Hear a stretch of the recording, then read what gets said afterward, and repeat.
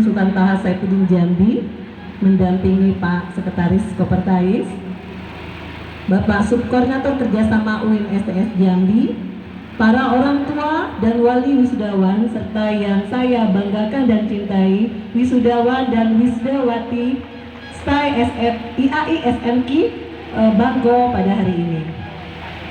Baik Pak Gubernur, Pak Bupati, Pak Rektor, izin saya menyampaikan orasi ilmiah yang berjudul Sustainable Development Goals dan Pembangunan Daerah yang Berkelanjutan, Pendekatan Transintegrasi. Saya menyambung apa yang disampaikan oleh Pak Rektor tadi. Izinkan saya memulai orasi ini dengan mengutip kata-kata dari Barack Obama, yaitu perubahan terjadi karena orang biasa melakukan hal yang luar biasa. Kemudian, jika Anda berjalan di jalan yang benar dan Anda bersedia untuk terus berjalan, pada akhirnya Anda akan membuat kemajuan. Baik, saya mulai. Pembangunan daerah yang berkelanjutan, Sustainable Development Goals, menjadi diskursus global setelah agenda sebelumnya, Millennium Development Goals atau MDGs, tidak terlaksana sebagaimana target yang telah ditetapkan. Pada dasarnya, ide SDGs merupakan pengembangan dari MDGs. Tujuan pembangunan berkelanjutan ditargetkan akan tercapai di tahun 2030 dengan tantangan selain berorientasi pada hasil yang terukur secara kuantitatif, namun juga orientasi pada kualitas. Pembangunan berkelanjutan adalah proses pembangunan baik lahan, kota, bisnis, masyarakat, mental dan sebagainya yang berprinsip memenuhi kebutuhan sekarang tanpa mengorbankan pemenuhan kebutuhan generasi masa depan. Hal ini tidak hanya berhubungan dengan bagaimana generasi masa datang bisa menikmati kue pembangunan. Lebih dari itu, adanya peningkatan kualitas pembangunan yang mengarah pada tercapainya kesejahteraan. Oleh sebab itu, pembangunan tidak bisa didrive hanya melalui instrumen ekonomi. Ia harus melibatkan dimensi lain seperti lingkungan, sosial, budaya, dan lainnya. Komitmen Indonesia dalam mencapai tujuan pembangunan berkelanjutan telah ditegaskan melalui Peraturan Presiden Nomor 59 Tahun 2017 tentang pelaksanaan pencapaian tujuan pembangunan berkelanjutan.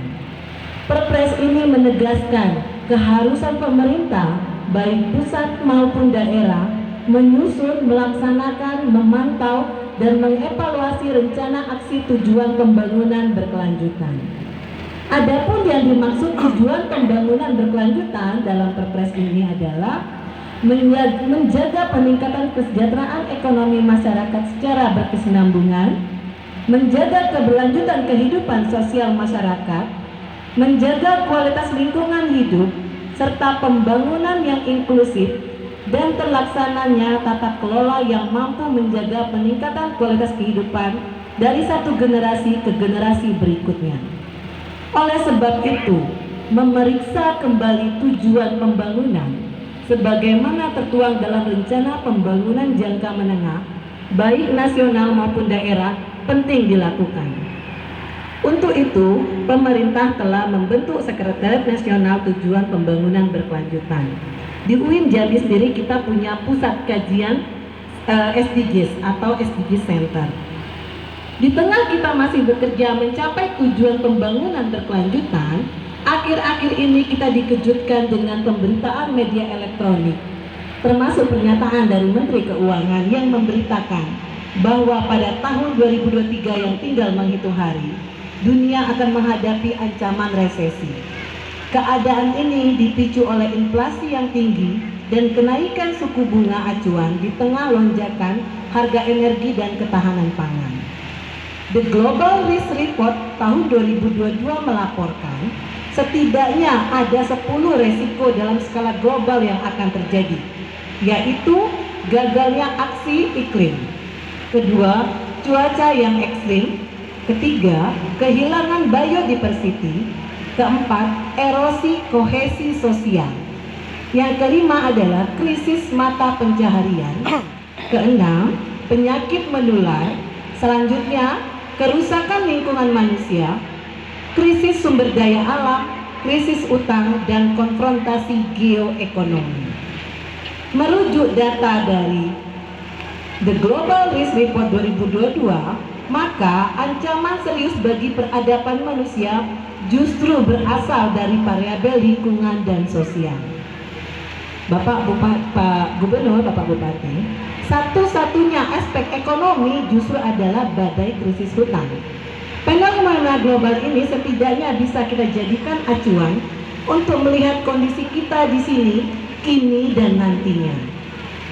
Berdasarkan asesmen atas data dan informasi triwulan 2 2022, ekonomi Provinsi Jambi tumbuh 5,41% year on year, tumbuh terakselerasi dibandingkan triwulan 1 2022 yang tercatat mengalami pertumbuhan 4,84%. Dari sisi produksi, pertumbuhan tertinggi dicapai jasa perusahaan yang tumbuh 27,45%. Dari sisi pengeluaran, pertumbuhan tertinggi adalah komponen ekspor sebesar 10,88%. Laporan Perekonomian Provinsi Jambi Agustus 2022. Sementara inflasi Provinsi Jambi triwulan 2 tercatat 7,01%. Lebih tinggi dibandingkan triwulan 1 2022 sebesar 2,83%. Realisasi inflasi tersebut juga lebih tinggi jika dibandingkan dengan inflasi nasional yang tercatat 4,35% pada triwulan laporan. Inflasi Provinsi Jambi merupakan komposit dari inflasi Kota Jambi yang menyumbang sebesar 6,94% dan Kabupaten Bungo yang menyumbang tertinggi 7,63%. Data posisi Februari 2022 menunjukkan jumlah penduduk yang bekerja di Provinsi Jambi tercatat tumbuh 0,95% dari 1,75 juta pada tahun 2021 menjadi 1,76 juta orang di Februari 2022. Peningkatan tersebut disertai oleh angka pengangguran yang stabil didorong dengan pertumbuhan serapan kerja. Jumlah pengangguran stabil di angka 87.000 orang pada Februari 2022, namun menurun drastis dibandingkan Agustus lalu di angka 94.000 orang. Selanjutnya, dari sisi kesejahteraan, indikator kemiskinan pada Maret 2022 turut menunjukkan perbaikan. Hal tersebut tercermin dari terkontraksinya jumlah penduduk miskin sebesar 4,93% dibandingkan Maret 2022. Perbaikan tersebut terjadi meskipun garis kemiskinan pada Maret 2022 juga mengalami kenaikan sebesar 7,8% menjadi Rp545.870 per kapita per bulan dibandingkan bulan Maret. Meskipun demikian, riset menunjukkan bahwa pembangunan di Jambi yang terkonsentrasi pada pola bisnis as usual justru menimbulkan kerusakan lingkungan dan sosial. Hasil penelitian ini terjadi pada tahun 2016 oleh Novita. Dapat dilihat dari data yang dia sampaikan. Lalu bagaimana dengan paradigma transintegrasi menyikapi hal tersebut? Isu pembangunan berkelanjutan di UIN, izin Pak Gubernur, Pak Bupati, bahwa di UIN sejak kepemimpinan Pak Rektor Prof. Suaidi kita memiliki paradigma baru.